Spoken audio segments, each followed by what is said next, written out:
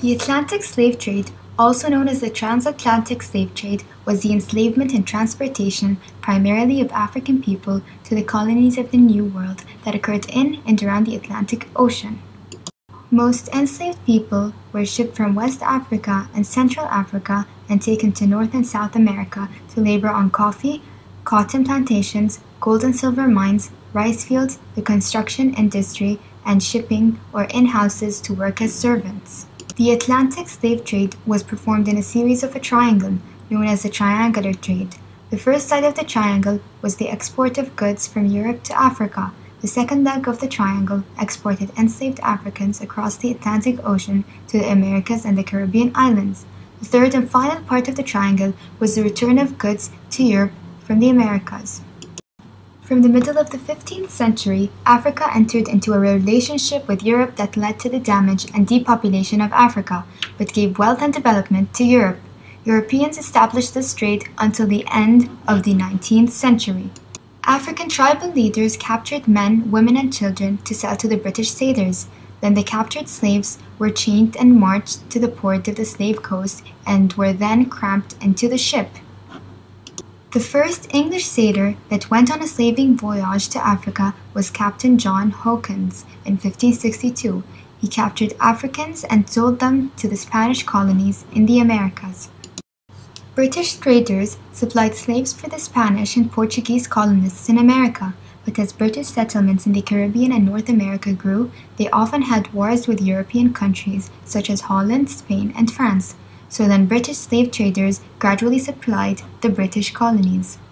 Slaves were transported in very low conditions. They were crowded into a cargo hold and with little access to fresh air, clean water, or proper food. Many died on the way. They were taken on board, stripped naked, and examined from head to toe by the captain or surgeon. The conditions on board during the Middle Passage were terrible. The men were packed together below deck and were secured by leg irons. The space was so overcrowded they were forced to crouch or lie down. Women and children were kept in separate quarters, sometimes on deck, allowing them limited freedom of movement, but this also exposed them to violence and sexual abuse from the crew. Captains had two ways to load their ships with slaves. The first system was called loose packing. Under that system, captains transported fewer slaves than their ships could carry in order to reduce diseases and deaths. The second system was called tight packing. This system was based on the fact that more slaves they had, the more profit they could make. They carried as many slaves as their ship could carry, and often more. Sanitary conditions were really bad. Most slaves preferred to ease themselves where they were. There were many suicide attempts, such as jumping overboard and even asking others to strangle them. Starvation suicide attempts became so common that a device was introduced to forcefully open the mouths of slaves who refused to eat. The slaves were fed twice a day and their meals came in small fat tubes. These were the conditions during the Middle Passage. In 1831, a rebellion in Jamaica shook the British Empire. The British ruling class and the Jamaican planter class behaved in the most vicious, repressive, and hypocritical manner. But the rebels and the British working class showed the value of international solidarity. The rebellion became known as the Baptist War because of the Baptist involvement in educating slaves and their fierce opposition to slavery. The rebellion was led by Samuel Sharp, a slave and lay Baptist preacher. The Baptist War is also referred to as the Christmas Rebellion because it occurred around Christmas Day. The rebellion began as a demand for the payment of wages to slaves. Jamaican slaves initially organized a strike immediately following the Christmas weekend to halt work on the island's sugar plantations. As slaves, plantation workers on Jamaica had few labor rights. But by 1831, the British Parliament in London was debating the abolition of slavery. Sam Sharp was aware of the debate in London and told other slaves about it through his role as a Baptist preacher. Religious worship was the only kind of collective meeting slaves were permitted. Sharp's goal was to improve the working condition of his fellow slaves. The conflict escalated on December 27, 1831, when slaves set a series of fires that raced across the plantations, destroying many sugar fields. Samuel Sharp himself set the initial fire at an estate in St. James to signal the beginning of the strike.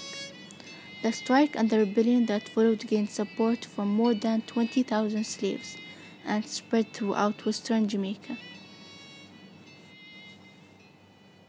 Slaves and the British militia fought for nearly 2 weeks until January 5, 1832. More than 200 slaves were killed in the battle. About 750 slaves were captured and convicted of sedition, and most received public floggings or death sentences. Samuel Sharp was among those captured. He was hanged in a public square that now bears his name. The Jamaican Assembly attributed the uprising to the action of Sharp and the local Baptist church. The Baptist church had earlier declared its opposition to slavery, but it supported only gradual abolition of the practice. The Baptists were also accused of popularizing the idea that slaves owed loyalty only to God and not to their masters. Historians later concluded that the Baptist church had little direct role in the rebellion. The church and its teaching had achieved widespread popularity among slaves prior to the rebellion. When Sharp became actively involved in organizing resistance among the slaves, he was marginalized by the Baptist church.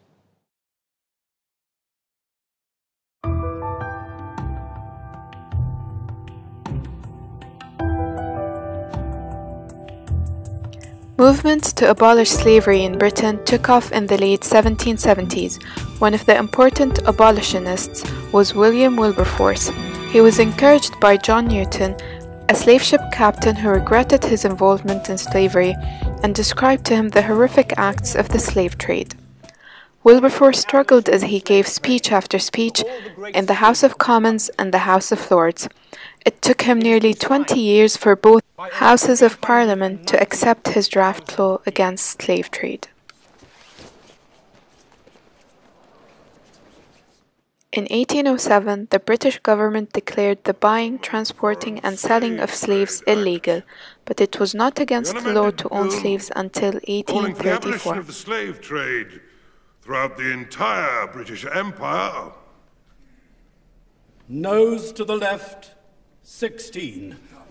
Eyes to the right, 283.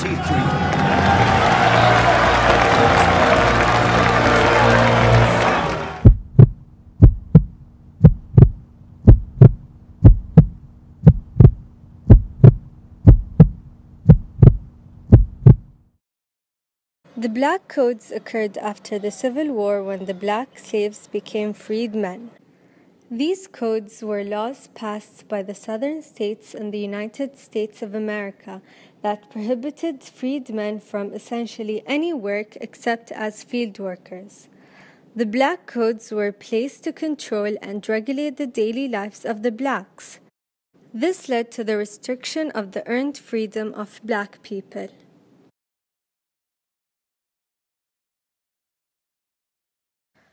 Some of the laws that were placed in the Black Codes are that it is illegal for a freedman to handle weapons, black people were restricted from buying and selling land, it was illegal for a black person to own any type of business, black children could be seized from poor families and forced to work in the fields. If a black man had no job, he could be jailed and auctioned to a planter for his labor. And some states also went as far as making beating of the blacks who misbehaved legal.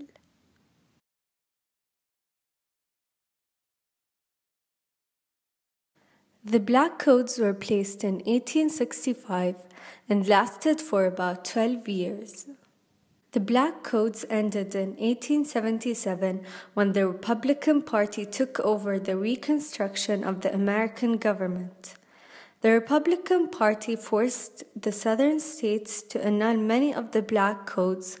The annulment of the Black Codes gave black people their rights back.